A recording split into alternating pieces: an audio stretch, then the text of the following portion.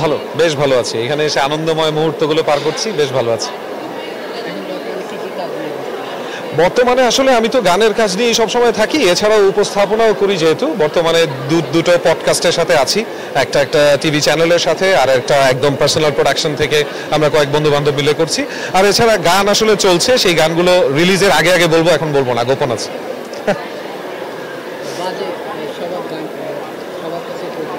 জি,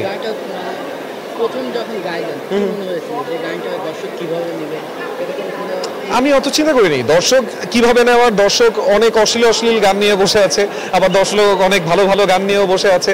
দর্শক যেটা নিবে, কোনটা নিবে, এটা আসলে সাধারণ মানুষের পক্ষে বোঝাও সম্ভব না। ওনারা নিজেদের মতন একটা চিন্তা করে ওনারা নেন। সো আমরা যখন গান তৈরি করি, যে কেউই যে কোনো কন্টেন্ট তৈরি করার আগে একটা জিনিসই চিন্তা করে, মানুষের কাছে ভালো লাগলে ভালো হয়। তো আমিও এটাই চিন্তা করেছিলাম, মানুষের কাছে ভালো লাগবে, এত ভালো লাগবে, এটা কোনোদিন চিন্তা করিনি। না, আমি আসলে এই পর্যায়ে কল্পনা করিনি। আমি ভেবেছিলাম হ্যাঁ, গানটা যদি কিছু মানুষ শুনতো, আমাকে কেউ চেনে না, তখনও আমি মিউজিক ওয়ার্ল্ডে এভাবে আসিনি। ভেবেছিলাম যে গানটা হয়তো কিছু মানুষ শুনলে খুব ভালো লাগবে, কিন্তু এত মানুষ শুনবে, এভাবে মুখে মুখে ছড়াবে, I had no idea, and it feels great.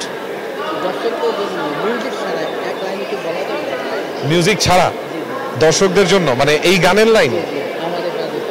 আচ্ছা, কোন লাইনটা বলবো আসলে? ওকে, আমি যে দুটো লাইন বলতে চাই সেটা হচ্ছে সবচেয়ে সত্য কথা এই গানের, যে যদি তুমি ভালোবাসো, ভালো করে ভেবে এসো, খেলে ধরা কোনোখানে রবে না।